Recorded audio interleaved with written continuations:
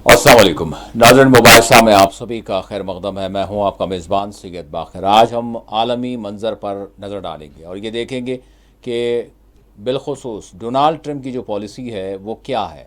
Donald Trump ऐसा मालूम हो रहा है कि कभी कुछ कह रहे हैं और कह रहे हैं कुछ हैं और कर रहे हैं कुछ और। तो बहरहाल देखेंगे कि यूक्रेन का मामला कहाँ आकर रुका हुआ है, जंगबंदी का मामला क्या आगे बढ़ने जा रहा है या फिर मामला कुछ और होने जा रहा है।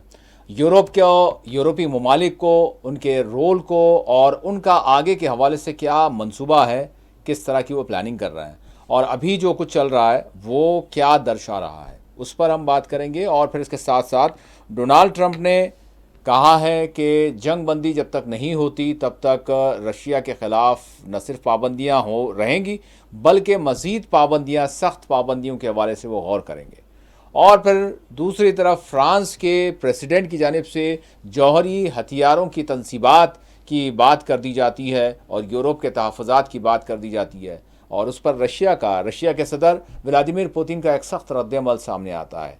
उस पर भी हम बात करेंगे और ये देखेंगे कि यूक्रेन की जंग यानी गोया कुछ इस तरह की शक्ल इख्तियार कर गई है। अगरचे 3 बरस हो गए हैं लेकिन अभी डोनाल्ड ट्रंप के आने के बाद कुछ उम्मीदें ये भी बनी कि जंग बंदी हो जाएगी, लेकिन यूरोप का जो मौक़िफ़ नज़र आ रहा है, बरतानिया का जो मौक़िफ़ नज़र आ रहा है, फ्रांस का जो मौक़िफ़ नज़र आ रहा है, इवन जर्मनी का जो मौक़िफ़ नज़र आ रहा है, वो कुछ और ही ज़ाहिर कर रहा है। क्या ये यूरोपीय यूनियन जंग बंदी नहीं चाहते और चाहते हैं तो क्या चाहते हैं? और फिर इसके साथ साथ यानी सारी दुनिया हम ये कह सकते हैं कि कहीं ना कहीं यूक्रेन के मामले में रिजर्व है, इस वजह से कि इसके असरात दुनिया पर पड़ रहे हैं, अगरचे इसको जाहिर किया जाए या ना किया जाए, क्योंकि दो ताकतों का ये टकराव हमको जो नज़र आ रहा है। और फिर इसके साथ साथ गाज़ा का भी मामला है, सीरिया का भी मामला है, जो कुछ यहाँ भी चल रहा है, यमन की जानिब से, हूथियों की जानिब से जिस तरह से इसराइल को धमकी दी गई है कि अगर आप यानी नाकाबंदी गाज़ा की अगर मुसलसल जारी रखेंगे तो 4 दिन का वक्त देते हैं, अगर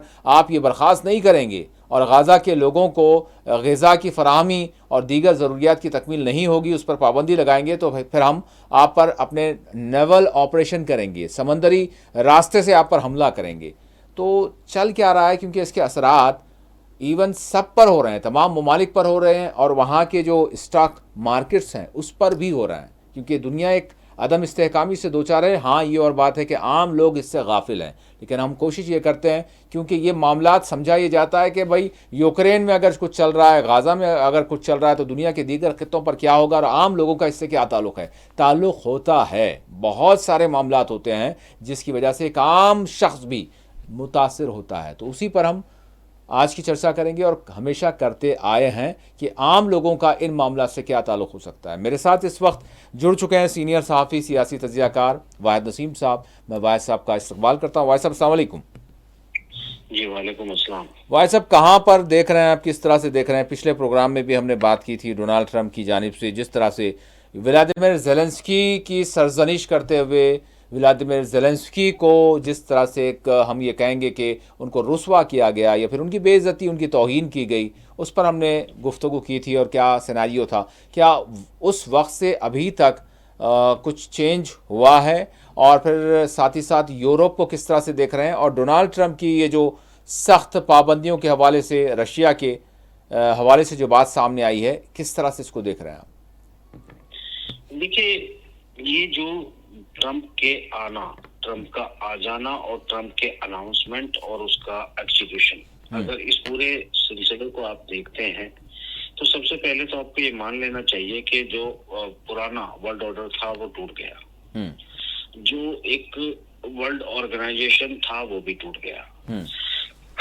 सब ट्रम्प जो है वो मनमाने ढंग से अपने जो भी फैसले हैं वो ले रहा है और उसमें किसी मतलब जैसे पहले नाटो की मीटिंग होती थी, G7 की मीटिंग होती थी या G20 की मीटिंगों में कुछ तय होता था या फिर यूनाइटेड नेशन में कोई चीज तय की जाती थी, तो कुछ ना कुछ एक जवाब बनाया जाता था कि भाई इस तरह का कोई एक हम इकदाम उठाने जा रहे हैं, उसमें किसी को कुछ कहना है, सुनना है तो बात बताएं जी। तो वो एक पूरी तरह से वो सिलसिला सब खत्म हुआ और एक नया सिलसिला के में अमेरिका को फर्स्ट रखता हूँ और उसके बाद अपने हिसाब से, क्योंकि मेरी इकोनॉमी सबसे बड़ी है, मेरी सेना सबसे बड़ी है, मैं वर्ल्ड कंट्रीब्यूशन भी है। ऑपरेट करता हूँ। हाँ, बहुत कुछ, सब कुछ मेरे हाथ में है और मैं जो फैसले लूंगा मैं सबसे पहले अपनी मर्जी से, अपने जो मुझे लगता है कि मेरा हित है, मैं उसके हिसाब से लूंगा। वो हित है कि नहीं है वो अलग बात है, मगर सिंपल बात उसका एक मसला है कि भाई हमको जो ठीक लगता है हम वो करेंगे।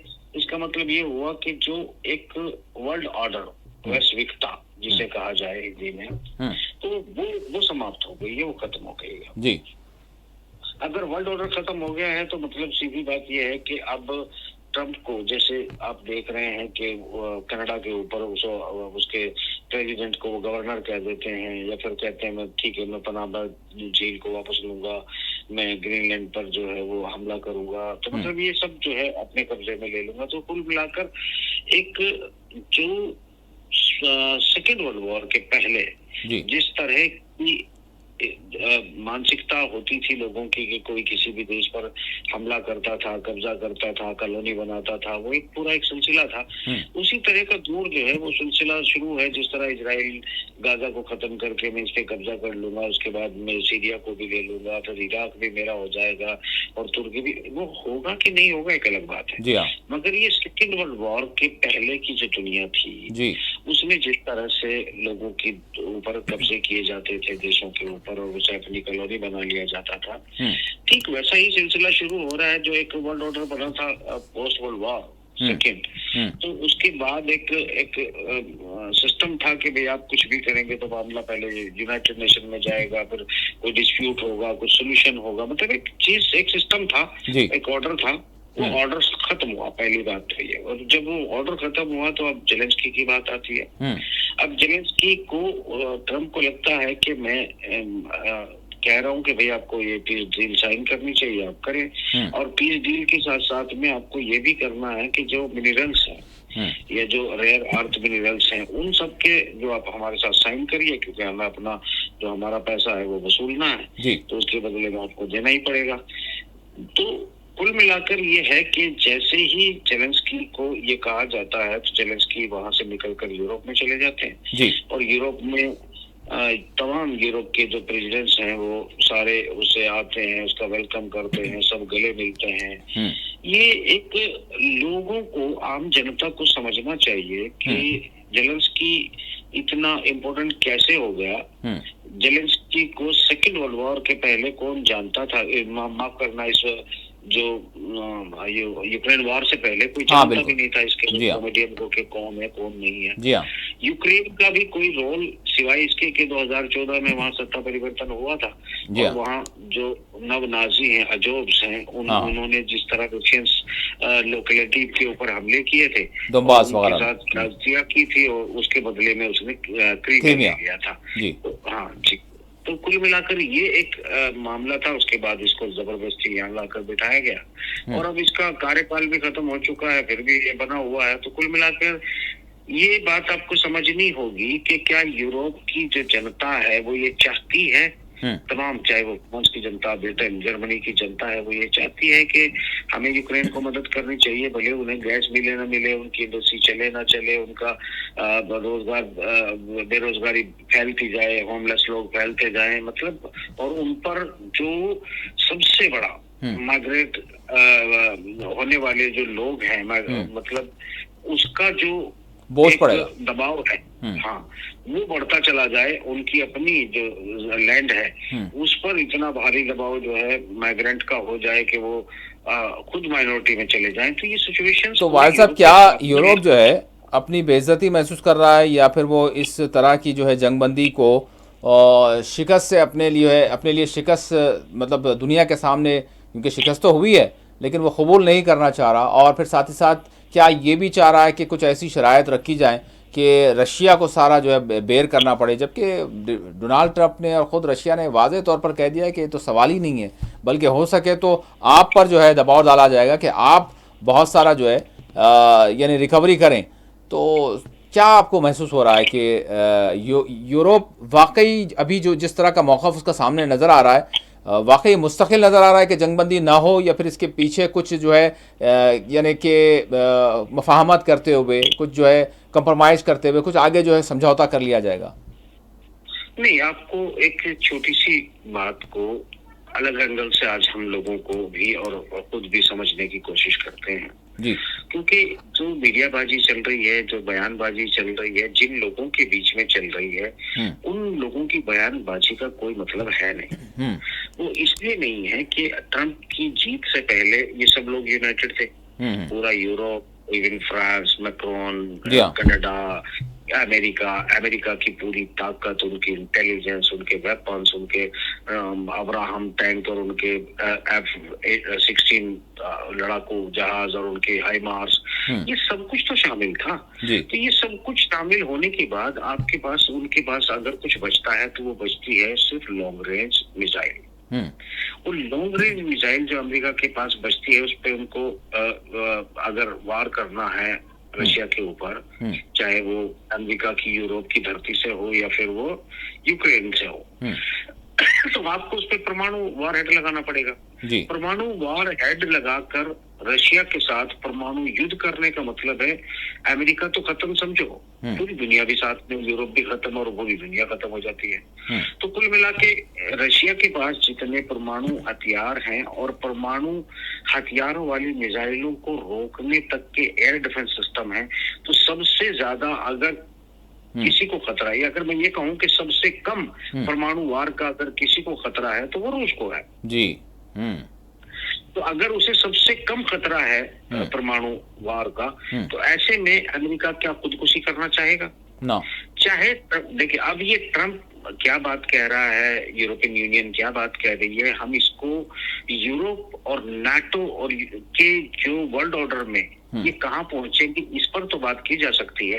ये जो आपस में बात कर रहे हैं इसका कोई मतलब नहीं है, क्योंकि ब्रिटेन के पास जितने हथियार थे उसने दिए, जिसने फ्रांस के पास थे उसने दिए, जर्मनी कंगाल हो गया, दिवालिया के नजदीक पहुंच गया मदद करते करते।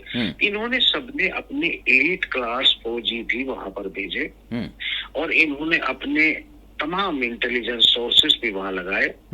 ये सब कुछ लगाने के बाद भी वो 1 इंच रशिया को पीछे ना धकेल सके और 1 इंच खाली ना करवा सके यूक्रेन का। जी हाँ। तो कुल मिलाकर अगर रशिया की आप, जिसमें उसकी मदद के लिए कोई चाइना नहीं खड़ा था, बस अगर हम कहें कि चलो ईरान से कुछ ड्रोन लिए गए, तो वो ड्रोन जो लिए जाते थे वो अटैक करने के लिए कम लिए जाते थे, वो एक रणनीति का हिस्सा था कि जो अमेरिका के पेट्रियोट और आपके जर्मनी, फ्रांस और ब्रिटेन के जो एयर डिफेंस सिस्टम थे, वो एयर डिफेंस सिस्टम को ब्रीच करने का काम करते थे, ताकि उनके एयर डिफेंस सिस्टम, वो पहले ड्रोन जाते थे तो ड्रोन को वो टारगेट करते थे, ड्रोन की ऊपरी लेयर में मिसाइलें जाती थी, वो इनको उड़ा देती थी। तो कुल मिलाकर एक वो युद्ध नीति थी, रणनीति थी, जिसके तहत उनका इस्तेमाल किया जा और किया जा रहा है। क्योंकि जैसा कि 1300 किलोमीटर एक अटैक किया परसों यूक्रेन ने, जब ये बात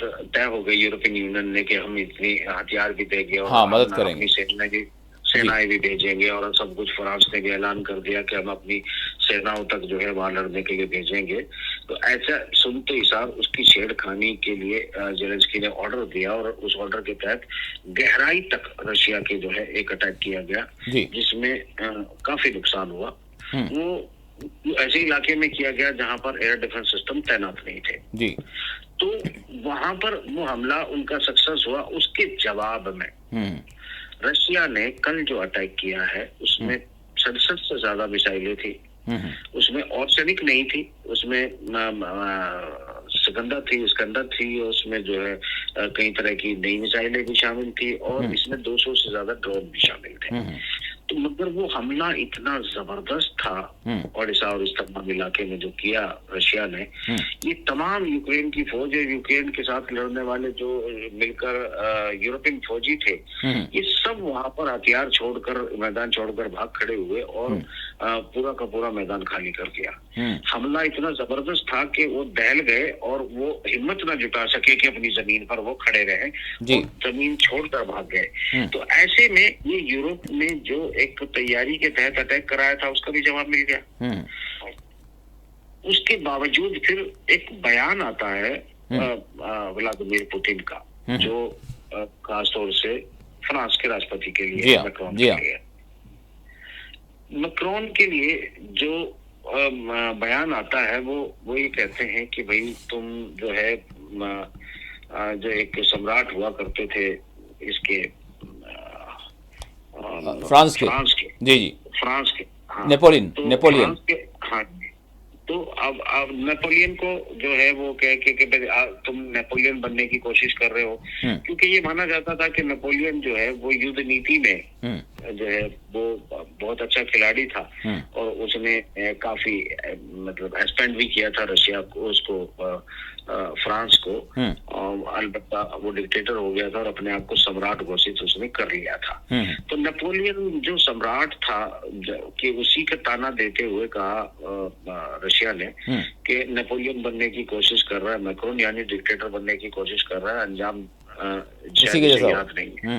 अंजाम का मतलब ये है कि ये भूल जाता है फ्रांस के नाजी जर्मनी ने फ्रांस के ऊपर कब्जा कर लिया था और उस 4 साल तक यानी 40 से लेकर 44 और 45 तक जो है वहां पर राष्ट्रपति ही कोई नहीं था। जो राष्ट्रपति बनाए गए थे वो सब जो है जर्मनी की तरफ से बनाए गए थे। जो वहां पर जो भी अपॉइंटिंग थी वो जर्मनी की तरफ से थी।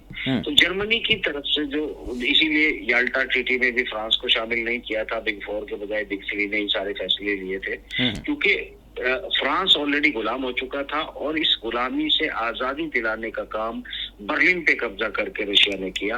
यूरोप को पूरे को आजाद कराया और इन एहसान फरामोशों ने सबने मिलकर जिन्हें बचाया। वही सबकी तमन्ना ये है कि रूस को पहले यूएसएसआर को तोड़ा, रूस को आखिरी हद तक ले जाकर खत्म किया जाए। रूस हमें नहीं चाहिए, क्योंकि हमें इसने हिटलर से क्यों बचाया था।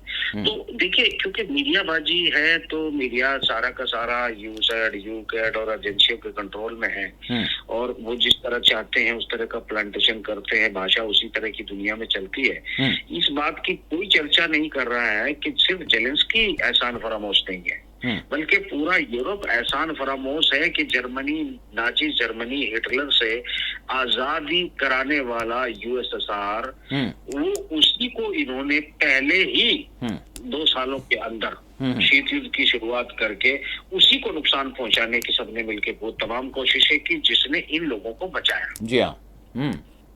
और अपने करोड़ों लोग उसने शहीद करवाए। तो कुल मिलाकर ये तो सिर्फ जेलेंस्की एहसान फरामोश या छिछोरा नहीं है, बल्कि ये सारे ही एक ही थाली के चट्टे बट्टे हैं। ये सब इकट्ठे हुए, सब इकट्ठे होके भूल जाते हैं कि वो जो रशिया है वो उसकी ताकत को चुनौती देने की इनमें ताकत नहीं है। तो कुल मिलाकर ये जो अभी एक इसको ये खेल चल रहा है जो ट्रंप ने शुरू किया है, ट्रंप हालांकि जो कर रहा है वो काम बड़ा जबरदस्त है और बहुत सही जा रहा है। अगर ओवरऑल मीडियाबाजी में जो बयानबाजी चल रही है और जो खेल चल रहा है वो इनकी आपसी घर की लड़ाई है, इनकी सब बकवास से रशिया को कोई फर्क पड़ता हो ये एक महज सोच हो सकती है, इससे ज्यादा कुछ भी नहीं। क्योंकि रशिया ने चाहा कि होती इनको डोमिनेट करे तो होती डोमिनेट कर रहा है, रशिया ने चाहा कि ईरान इन्हें डोमिनेट करे तो ईरान ने इनको डोमिनेट किया। मतलब इनके तमाम हथियारों का, इसी पूरे नाटो सहित, यूरोपियन यूनियन सहित नाटो का तमाम इनके वेपन्स को जो है वो ब्रीच करते हुए हाइफा पर और तेल अवीव पर और जहां चाहा उन्होंने हमले किए और वो हमले जमीन पर जाकर लगे और असर कारक हुए। और उसके बाद इन्होंने घुटने टेक कर हमास के साथ इनको समझौता करना पड़ा और अभी तक चल रहा है। इनको टाइम बाइंग चाहिए थी, क्योंकि उधर हिजबुल्लाह ने और उधर हौतीस ने जिस तरह के हमले इन पर किए थे, इनकी कमर तोड़ के रख दी थी। तो इनको एक टाइम बाइंग एक फेज चाहिए था जिसमें खुद को फिर से समेटे और अमेरिका का किसी न किसी तरीके से साथ मिलाकर ये लोग जो है किसी तरीके से ईरान पर एक हमला करवाएं। और ईरान के हमले का खेल जो है बकर साहब वो बहुत पेचीदा है। अब हम यूरोप को बात कर रहे हैं, हमने इसमें मुस्लिम जगत को शामिल नहीं किया है जी। अगले सवाल में हम जरूर करेंगे कि सिर्फ नाटो और यूरोप नहीं है, बल्कि आप अगर इसमें से कुछ एक हिस्सा, छोटा सा एक हिस्सा निकाल के मिडिल ईस्ट से तुर्की तक लगाएं तो ये सभी लोग एक तरफ हैं और रूस, चाइना, तो नॉर्थ कोरिया ये साथ में आपको खड़े हुए नजर आएंगे। ईरान समझ लो खड़े हुए आएंगे, बाकी सब एक तरफ है। और सब एक तरफ होते हुए जिस मोर्चे पर इन्होंने अटैक किया वो इनके अटैक जमीन पर नहीं हो पाए, और जो रशिया के समर्थन से जिन लोगों ने अटैक किए वो 100% सफल रहे। तो कुल मिलाकर ये है कि ट्रंप सैंक्शन लगा देगा, तो माफ करना, ये सैंक्शनबाजी की भी जो बात चल रही ना बाकर साहब, आप जानते हैं कि रशिया के ऊपर ऑलमोस्ट सभी सैंक्शन मौजूद हैं। उनकी जो पेमेंट सिस्टम है स्विफ्ट, वो भी उनका डिस्कनेक्ट किया हुआ है, उनके बैंकिंग निजाम को डिस्कनेक्ट किया है। पूरे यूरोप और अमेरिका की कंपनियां वहां से वैकट करके बाहर निकल गई है, जिससे 440 बिलियन डॉलर से ज्यादा का नुकसान उन कंपनियों को है। और रूस की जो इकोनॉमी है वो G7 की जो इकोनॉमी पिछले साल ग्रो की है, जीडीपी जो नंबर दिखा रही है, उससे 1.5% ज्यादा ग्रो किया है रशिया।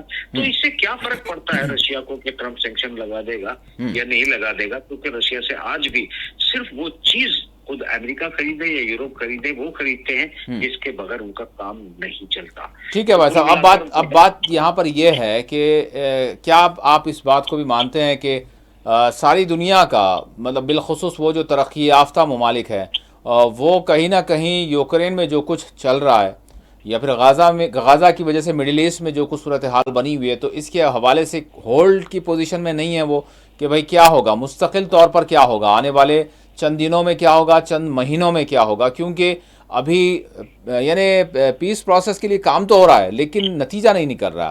गाज़ा की बात करें तो ठीक है, अभी जो कुछ भी चल रहा है, कैप्टिव्स जब रिहा हो जाएंगे तो क्या ये सीज़ फायर जो है मुस्तकिल रहेगा, परमानेंट रहेगा या नहीं रहेगा, एक चीज़।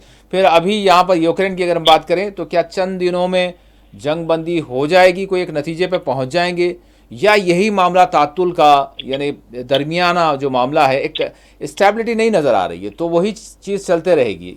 किस तरह से देख रहे हैं आप, क्योंकि दुनिया अच्छा जी स्टेबिलिटी तो अभी नजदीक नहीं है। स्टेबिलिटी को तो आप भूल जाए अभी कि कोई ये जो ट्रम्प कह रहे हैं कि मैं सारी दुनिया में अमन करा दूंगा, चीजें करा दूंगा, ये सही बात तो ये है कि वो कह कुछ रहे हैं, कर कुछ रहे हैं, मगर वो जरूर है कि इस वक्त वो अच्छे काम कर रहे हैं, अमन की कोशिश भी कर रहे हैं, मगर अमन के साथ साथ एक और जो मोर्चा है वो खड़ा कर रहे हैं।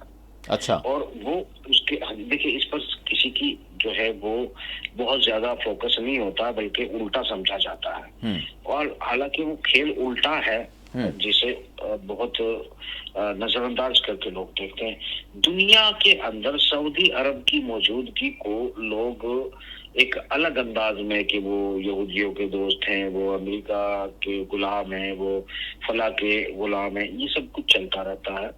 देखिए, आपको एक बात, आज मैं पहली बार इस शब्द का इस्तेमाल कर रहा हूँ और इन बातों का इस्तेमाल कर रहा हूँ क्योंकि आगे हमें इसी एंगल से बात करनी पड़ेगी, क्योंकि न्यू वर्ल्ड ऑर्डर में जो चीज अब सामने है उस अंदाज में हमने बहुत पहले बड़े मोहतात होकर बातें की हैं, क्योंकि एजेंसियों द्वारा जो एक तमाम दुनिया के अंदर अलग अलग मजहबों के जो मॉडल तैयार किए गए हैं, ये सारे मॉडल तैयार CIA ने किए हैं, KGB ने उसने नॉक करना MI6 में किए हैं, और इसमें सऊदी इंटेलिजेंस एजेंसी का भी रोल काफी हद तक रहा है।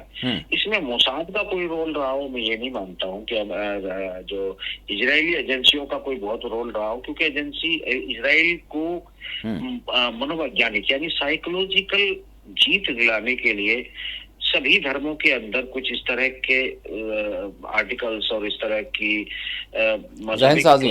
किताबों के अंदर तब्दीलियां करवाई गई, जिससे साइकोलॉजिकल ये जो है लोग इसके सामने सरेंडर कर दें। आप जानते हैं कि जब आप किसी को मान लेते हैं कि ये मेरे से ताकतवर है, तो 70% आप जंग उसके सामने हार जाते हैं। आपका दिलो दिमाग मान रहा है कि सामने वाला आपसे ताकतवर है, तो फिर हार गए, समझ लो 70% जंग हार दी। तो इसी पॉलिसी के तहत लिटरेचर चेंज करवाए गए जो ये सामने आ रहे हैं। इसको अभी जो लिटरेचर पढ़ चुके हैं और वो कोर्स करके डिग्रियां हासिल कर चुके हैं, अगर उनके सामने मैं ये बात कहूंगा तो उनको बहुत बुरा इसलिए लगेगा वाकर साहब कि उनको लगता है कि यार हमने पूरी जिंदगी इसे पढ़ने में लगा दी और इसको याद करने में लगा दी, तुम सीधे से इसको खारिज कर दे रहे हो। तो वो इसको नहीं मानेंगे, क्योंकि उसके उनका पूरा रोजगार, पूरी जान पहचान, पूरे मान सम्मान सब उसी किताबों से जुड़े हुए हैं। तो वो इस बात को तस्लीम नहीं करेंगे। तो मैं उन पे तस्लीम करवा भी नहीं रहा हूँ, मैं अपनी बात रख रहा हूँ। कि ये एक साइकोलॉजिकल जो जीत दिलाई जा रही थी इजराइल को, वो आज भी साइकोलॉजिकल ही है, इससे ज्यादा कुछ भी नहीं है, ये यहाँ नहीं रुक पाएगा।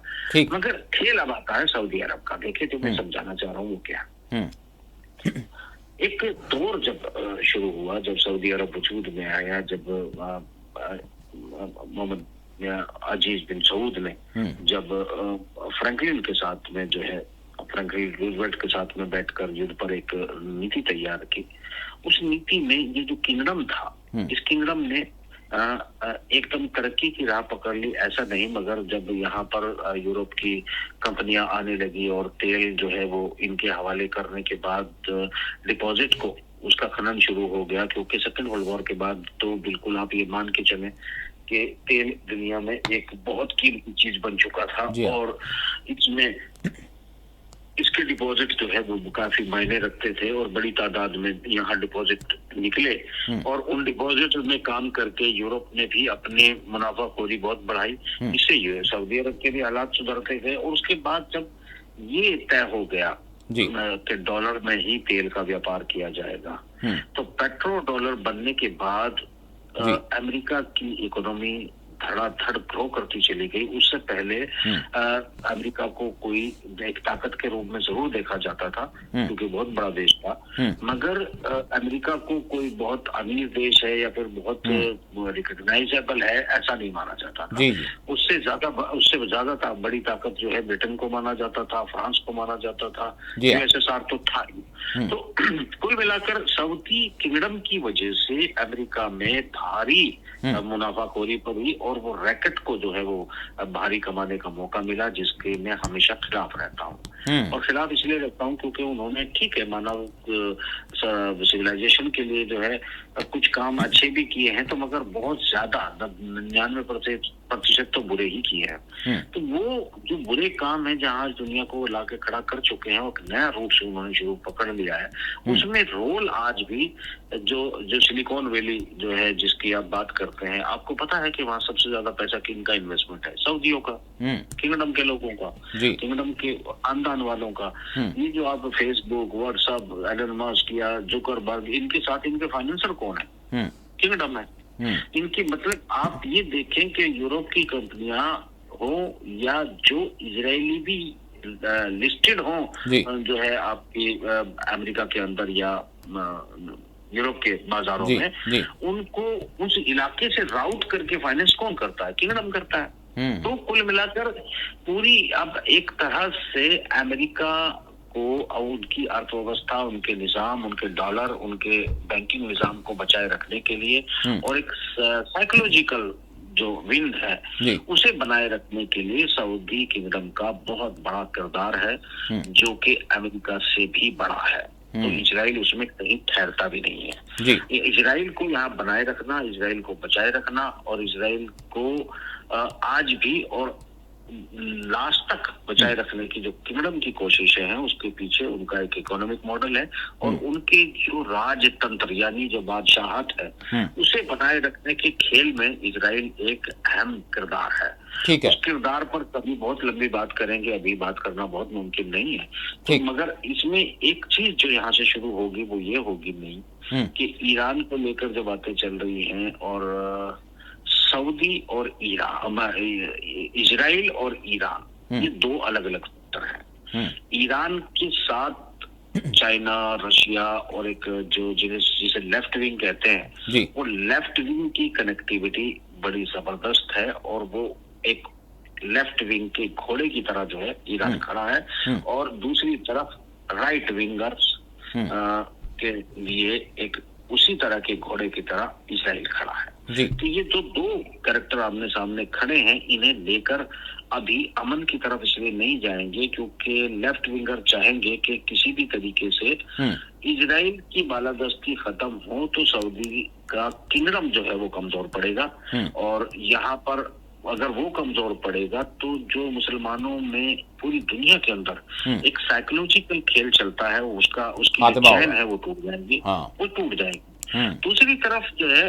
ईरान को सऊदी किसी भी कीमत पर उभरने नहीं देना चाहता है, वो उसे कंट्रोल में रखकर यानी एक सेकंड दर्जे की कंट्री बनाए रखना चाहता है, ताकि वो किंगडम को उसकी वजह से नुकसान न पहुंचे, और मुसलमानों का अगर बहुत बड़ी तादाद में समर्थन ईरान के साथ हो जाता है तो किंगडम जिस तरीके से साइकोलॉजिकल विन जो है वो पश्चिमी जगत को या इजराइल को दिलाता रहा है, वो खेल खत्म हो जाएगा। और वो खेल खत्म हो गया तो फिर यूरोप का, गोरों का और किंगडम का, सबका खेल खत्म हो जाएगा।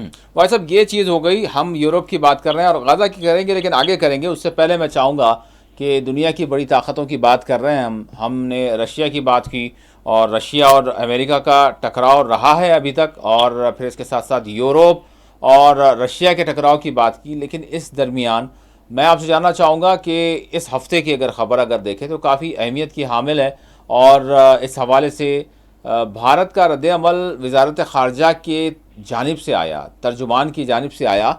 लेकिन हमारे वज़ीर ख़ारजा जब लंदन गए तो जिस तरह से उनको जो है उनकी सिक्योरिटी भी जो है एक ब्रीच होती हुई हमने देखी, और उसके साथ साथ जो खालिस्तानी तहरीक से वाबस्ता जो लोग थे उनको बिल्कुल रूबरू जो है ठहरने का मौका दिया गया, नारेबाजी करने का मौका दिया गया। और फिर हमारे वज़ीर ख़ारजा जब उस थिंक टैंक से बात करने के लिए, तबसरे के लिए जब गए, तो उन्होंने बजाय खालिस्तानी के मतलब तहरीक के हवाले से उन्होंने कश्मीर के हवाले से जो सवाल हुआ उस वक्त, तो उस पर उन्होंने जवाब दिया कि अगर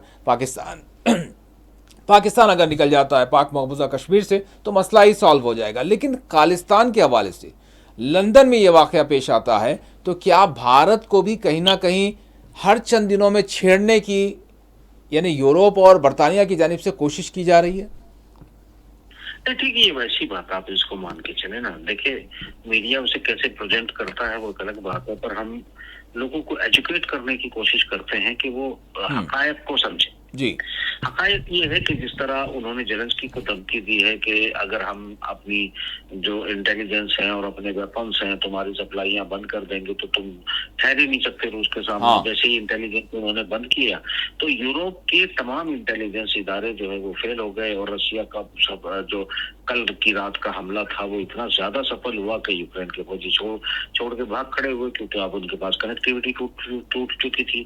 तो ये एक मसला था कि ये जो आप बात कर रहे हैं इस मैटर की, वज़ीर ख़ारजा हमारे जो लंदन गए, हमारे खारजा की, तो यूक्रेन को जो थ्रेड दी वो सफल रही।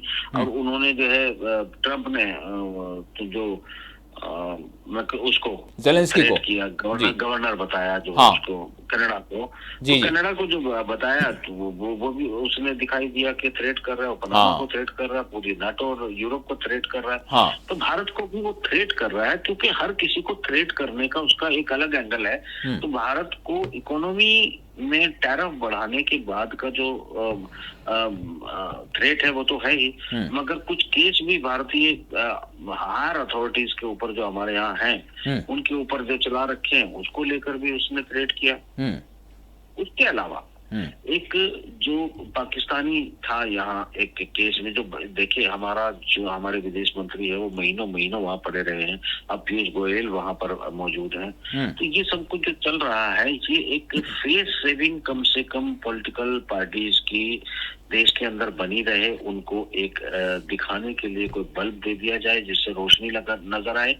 मगर उन्हें ये भी बताया जा रहा है कि ये जो हमारे यहाँ के केसेस हैं हम इनमें क्या कर सकते हैं, इसके अलावा आपके यहाँ इलाके बहुत डिस्टर्ब चल रहे हैं, हम उन्हें हवा दे सकते हैं। तो मतलब ये थ्रेट है कि हम पंजाब को हवा दे सकते हैं, हम मणिपुर में को हवा दे सकते हैं, हम साउथ को हवा दे सकते हैं। तो ये हवा देने की थ्रेट भी उसी तरह की है जिस तरह हम पनामा नहर ले लेंगे, हम ग्रीनलैंड को ले लेंगे। तो बिल्कुल आपने दुरुस्त कहा। मतलब इससे ये वाकया जो खालिस्तानी तहरीक से वाबस्ता जो लोग थे, खालिस्तानी थे, उसके साथ ही यानी उससे पहले ही यूएन ह्यूमन राइट्स वॉच के जो सरबराह हैं उन्होंने मणिपुर और कश्मीर के हवाले से कहा, अभी उसका जवाब ही दिया जा रहा था कि फिर ये वाकया पेश आया।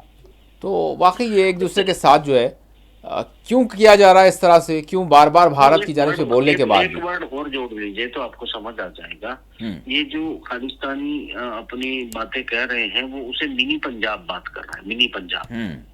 यानी जो पंजाब है उसमें पंजाब में हिमाचल और बहुत सारे इलाके की बात जो है मिलाने के इवन बावजूद उत्तराखंड भी है शायद तो थोड़ा सा। राजस्थान और इसको उसके बाद भी वो मिनी पंजाब कह रहे हैं, यानी फुल पंजाब पाकिस्तान का पंजाब मिलाकर बनता है। आप समझे चीजों को। जी तो मिनी पंजाब वर्ड का इस्तेमाल जो कर रहे हैं, ये थ्रेट जो है वो सिर्फ इंडिया की तरफ ही नहीं आ रही है, वो इंडिया के बाहर दूसरी सरहद पार भी जा रही है। सवाल ये है कि आपको सिर्फ इसे क्रैक करना है और समझना है कि वो जो बंद कमरे के अंदर बातें होती हैं वो कैसी होती रही होंगी। तो कुल मिलाकर इसको एक थ्रेट एंड टूल की तरह इस्तेमाल की जा रही है चीजों को, जिसके जरिए वो फ्री ट्रेड भी करेंगे।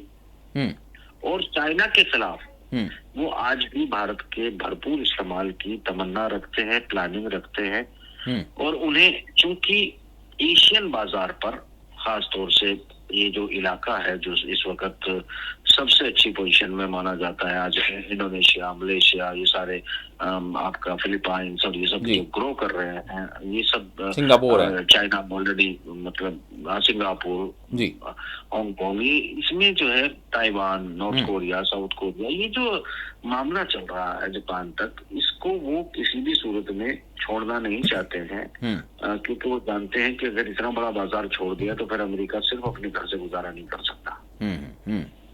और इसमें भारत का एक अहम किरदार हो सकता है। उसी किरदार को बैकडोर में या कागज के नीचे रखकर वो प्लान कर रहे हैं। कागज के ऊपर कुछ और बात कर रहे हैं, कागज के नीचे कुछ और लिखा हुआ है। ये बात आम जनता में शायद इतनी बेदारी नहीं हो पाएगी, क्योंकि आम जनता को रोशनी दिखाने के लिए जो एक पाकिस्तानी था उसको भारत डिपोर्ट कर दिया जाएगा। उसके पीछे फिर क्या क्या हुआ, जैसे आप, हाँ जी, आप अगर फ्री ट्रेड आप कर लेते हैं, जो कि ट्रम्प का कहना है कि आपको करना पड़ेगा, अगर करना पड़ेगा तो आप पता है कि भारत क्या बनने जा रहा है, एक डंपिंग जोन। डंपिंग जोन को जो है हिंदी में क्या कहते हैं, शायद आपको जी बिल्कुल, कचरा दान समझे आप।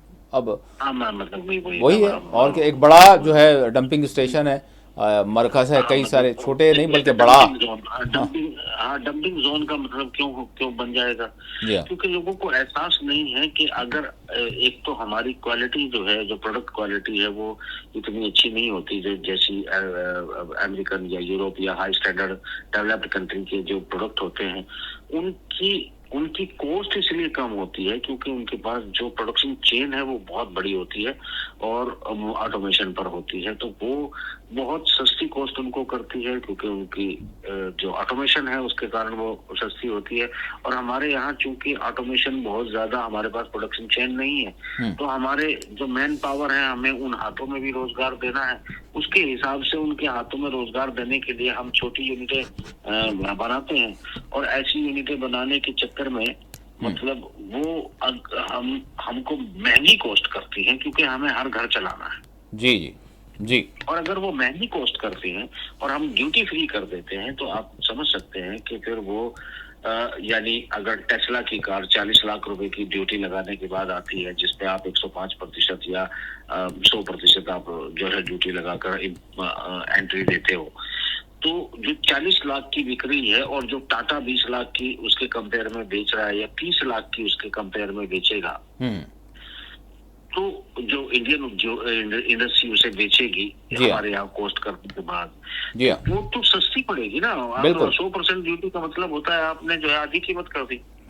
अब आपने मतलब 100 रुपए की चीज को 200 रुपए कर दिया उस पर ड्यूटी लगा के, तो उसको जस्ट डबल कर दिया ताकि आपका उद्योग बचा रहे। और अगर वो ड्यूटी आपने फ्री कर दी, तो वो जो 20 लाख की मशीन है या कार है, वो वहाँ यहाँ 20 लाख की बिकेगी, जो कि वो जो बाहर से आ रही है टेस्ला गाड़ियों से जो 35 लाख की है या 30 लाख की है, उनसे अच्छी परफॉर्म करेगी।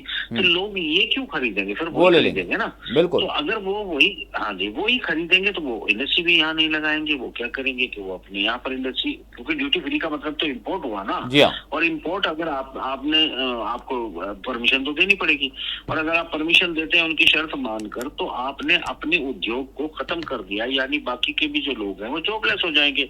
अगर वो जॉबलेस, आपका प्रेशर एक तो जॉबलेस का बढ़ता जाएगा, ऊपर से आपकी कीमत अदायगी जो है, जो ट्रेड डेफिसिट अब आपका बढ़ेगा, जी। जो अभी आप सरप्लस थे यूरोप के साथ, सरप्लस थे अमेरिका के साथ, आप वहां माइनस में आ जाएंगे और पूरी दुनिया से आप ट्रेड माइनस करेंगे, तो एक दिन लॉन्ग टर्म में आपके मिनरल्स जो हैं वो खत्म हो जाएंगे, आपकी जो पैदावार है वो आपके लोगों को कम पड़ने लगेगी, आपके जो गोल्ड जो जखायर हैं वो कम होना शुरू हो जाएंगे, क्योंकि वो जो लोग मुनाफा हमारे देश से ट्रेड सरप्लस के तौर पे कमाएंगे, वो उसके बदले में वो कागज के टुकड़े या करेंसी की डिजिटल काउंटिंग नहीं रखेंगे, वो हमारा एसेट खरीदेंगे, और एसेट के तौर पर हम उनके प्रोडक्ट के मुकाबले पे कॉम्पिटिट नहीं करते हैं, तो वो फिर हमसे कच्चा माल खरीदेंगे, और कच्चे माल के आपको पता है कि कुदरती खजाने होते हैं जो एक दिन खत्म हो जाते हैं। बिल्कुल। तो कुल मिलाकर वो ज़खायर होते हैं, वो कम होते जाएंगे, वो चीजें आपके पास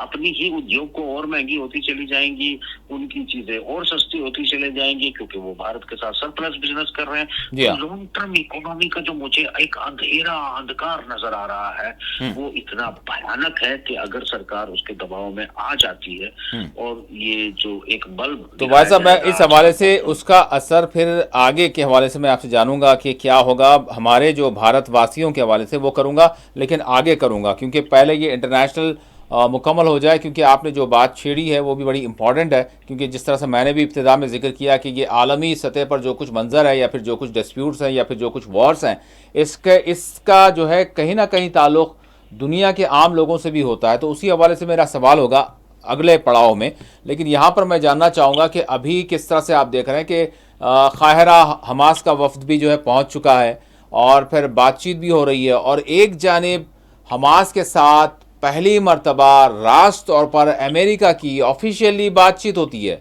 और दूसरी जानिब डोनाल्ड ट्रंप जो है धमकी जारी करते हैं कि अगर फौरी तौर पर आप कैप्टिव्स को या फिर जो लाशें हैं उनको आप रिलीज़ नहीं करते हैं तो फिर एक भी हमास का कोई कारकुन बाकी नहीं रहेगा। एक जानिब वो कह रहे हैं, दूसरी जानिब जिनको दहशतगर्द आप कहते थे उनसे रास्त तौर पर आप बातचीत कर रहे हैं हमास से। और अब भी अगर हम देखें तो काहिरा में हमास का वफ्द पहुंच चुका है, बातचीत जो है यहाँ पर दूसरे मरहले की जंगबंदी के हवाले से चल रही है, लेकिन वहीं गाज़ा में माह रमज़ान के दौरान इसराइल की जानिब से कुछ ऐसी नाकाबंदी है कि ग़िज़ाई चीज़ें हैं और उसके अलावा जो ज़रूरी चीज़ें हैं वो उसकी किल्लत हो गई है बेइंतहा। तो गाज़ा का जो मंज़र है वो किस तरह से नज़र आ रहा है, और ये दूसरे मरहले की जो बातचीत है वो कितना तेज़ी से आगे बढ़ेगी, और फिर डोनाल्ड ट्रंप की ये जो धमकियाँ हैं ये क्या कह रही हैं?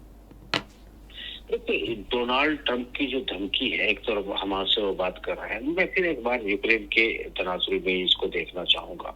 हाँ। कि आप मत भूलिएगा कि जो बाइडन ने यहाँ पर भारी भरकम बम, पैसे, हथियार और अपने 200 से ज्यादा तो एलीट कमांडो भेजे थे गाजा में, जो वापस कभी नहीं आए, उनका पता भी नहीं चला कि वो है कहाँ। तो कुल मिलाकर आप उनकी चाय के लिए दूध नहीं रोक पाए।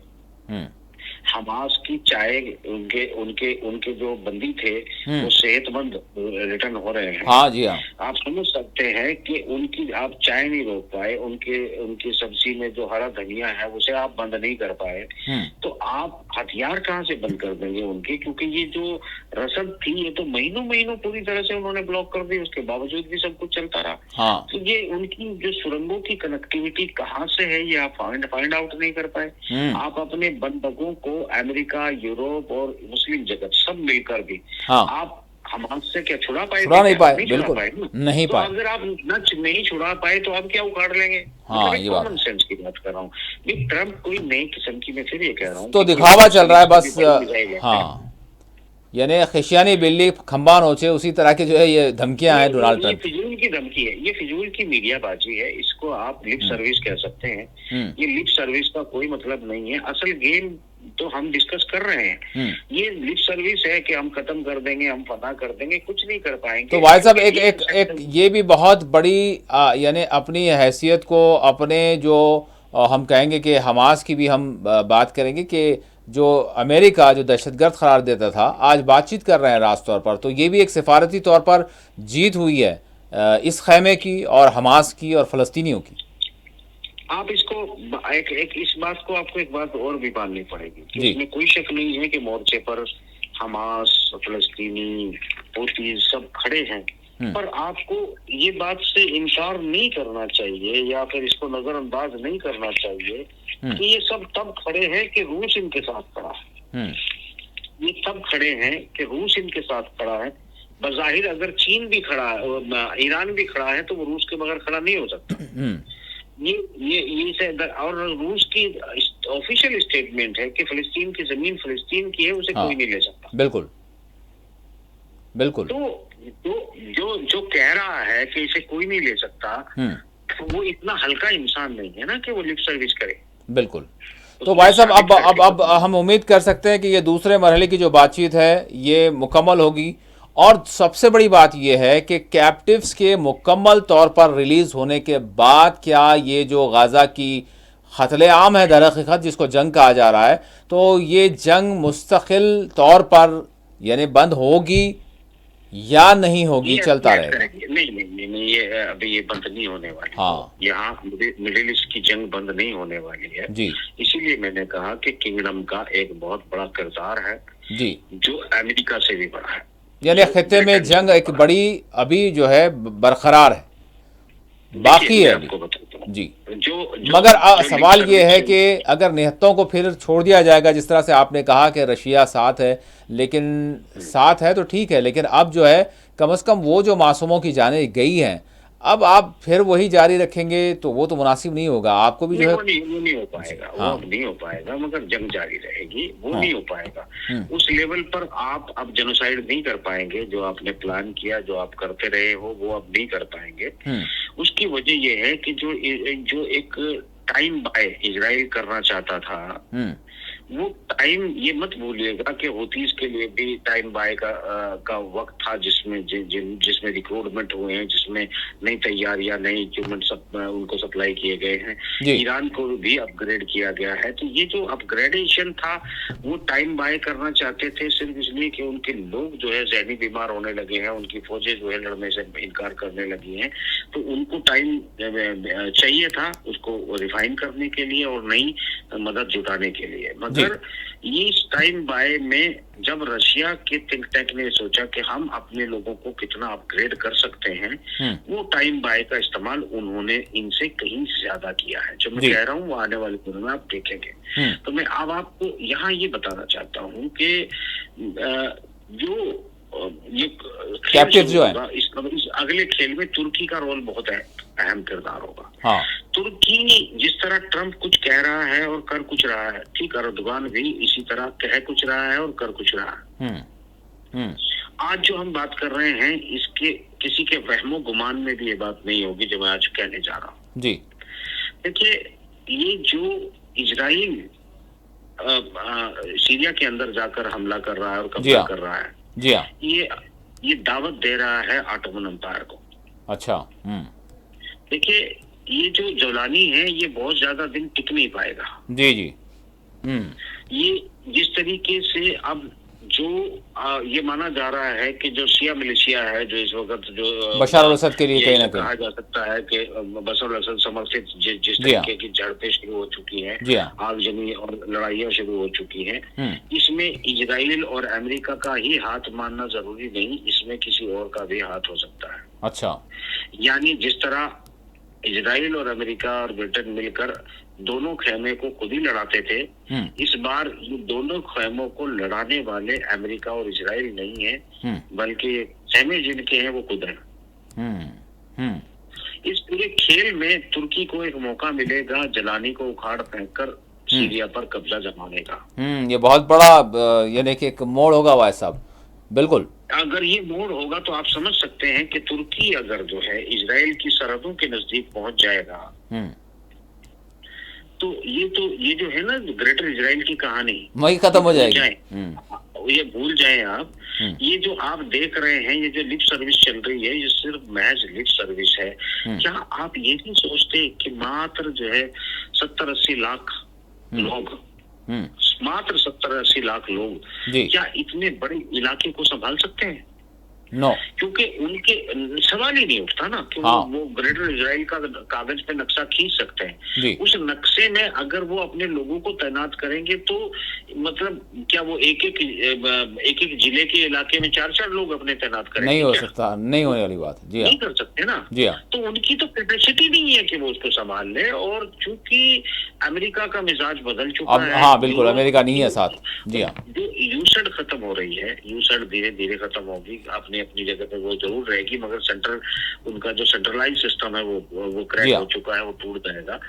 वो अपनी अपनी जगह पर खुराफात जरूर करते रहेंगे। भारत, पाकिस्तान, ऐसे बांग्लादेश, ऐसे देशों में वो अपना काम करते रहेंगे, अरबों में भी करते रहेंगे, मगर सेंट्रलाइज उनका जो सिस्टम था वो टूट चुका है, तो वो हम्म, नहीं अब बन पाएगी। हम्म, पूरी दुनिया में अब एक नया संगठन उभर रहा है और वो नए तरीके से काम कर रहा है। न्यू वर्ल्ड ऑर्डर में मैक्सिमम हिस्सा वो चाहता है, जिसका नाम है ब्लैक रॉक। हम्म, जी, इस पर अलग से एक प्रोग्राम करेंगे। ब्लैक ब्लैक रॉक हो, क्या है, उसमें पूरी दुनिया के जो लॉजिस्टिक्स सिस्टम है, राहदारी, कनेक्टिविटी, इन सब पर कैसे कब्जा जमाता जा रहा है, सारा कैसे वो मैनेजमेंट। दुनिया को कंट्रोल करना चाहता है, ये एक बहुत बड़ा खेल है। हम्म, और इसमें अभी मूक सहमति जो है वो ट्रंप और रशिया की भी है, मगर ब्लैक रॉक को भी पनपने नहीं दिया जाएगा, उससे काम करवाया जाएगा और बाद में उससे संगठन छीन लिया जाएगा। तो कुल मिलाकर ये एक अलग खेल चल रहा है। तो न्यू वर्ल्ड ऑर्डर में बड़े मतलब मिरेकल के हिसाब से जो है चेंजेस दुनिया में आपको देखने को मिलेंगे।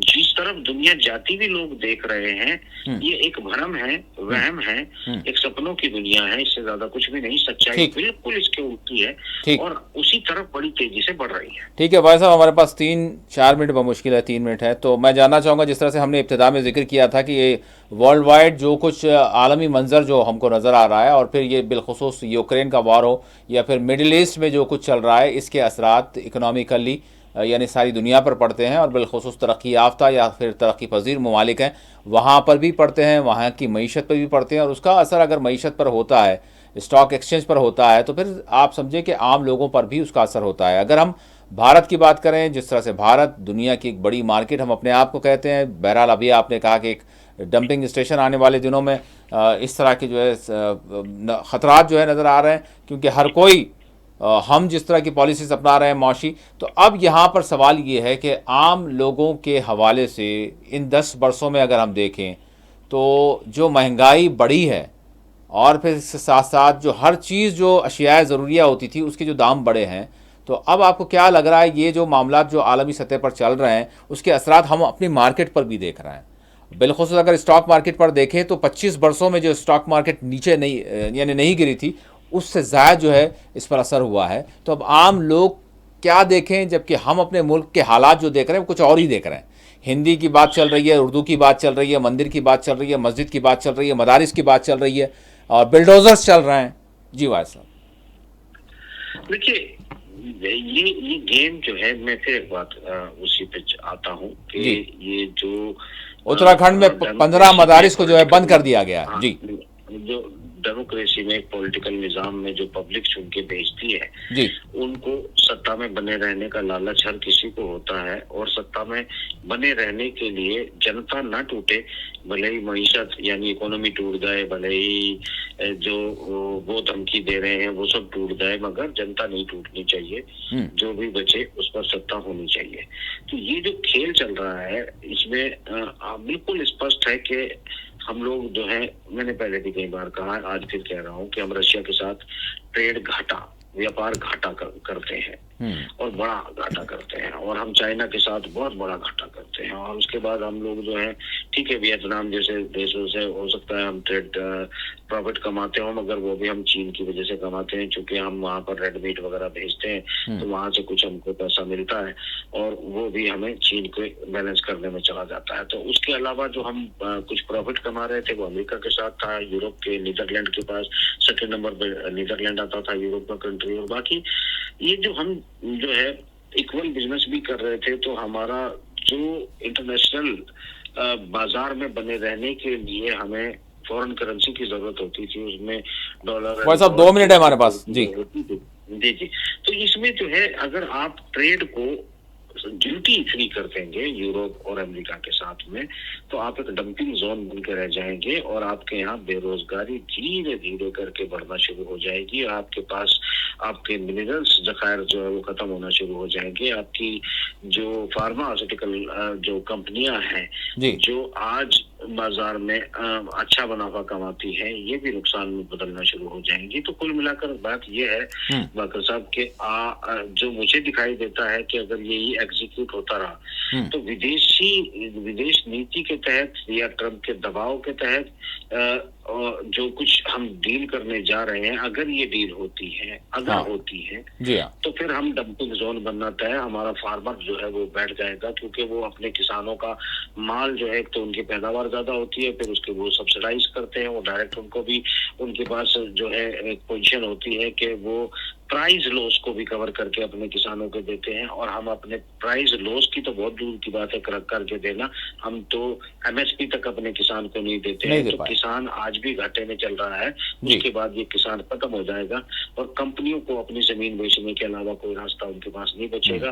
देसी कंपनियों के साथ पास शायद ही इतना फंड बचेगा बिल्कुल इन्हें खरीद सकते। तो कुल मिलाकर बहुत ही एक जिस तरीके से ब्रिटेन दूसरे देशों में जाता था या फ्रांस जाता था, इनकी कंपनियां हमको जिस तरह पूरा देश खरीद लेती थी, उस तरीके से उस दिशा में हम बढ़ रहे हैं। वही हालात जो हमको स्कूल में या फिर तारीख के हवाले से जब हम पढ़ते हैं, और फिर भारत में यानी भारत को जब अंग्रेज़ों की जानिब से ग़ुलाम बनाया गया, ईस्ट इंडिया कंपनी की जो कारकर्दगियाँ थी, जिस तरह की पॉलिसी थी, तो आप जो जिस तरह से कह रहे हैं वही सूरत हाल, वही हालात नज़र आ रहे हैं। अगरचे लोग इसको समझने से खासिर हैं, वो तो ये देख रहे हैं कि बहरहाल बहुत कुछ हो रहा है। 1857 में जब एक सेकंड बता दूं कि 1857 में लोग बात करते हैं गदर की, आजादी की लड़ाई की, मगर लोग इसकी वजह की बात नहीं करते। चुपचाप लोग जो है आराम से अंग्रेजों की तहवील में आते चले गए थे, उससे पहले मुगलों के में आते चले गए थे। मगर ये 1857 में जब जनता फूट पड़ी थी तो उसके पीछे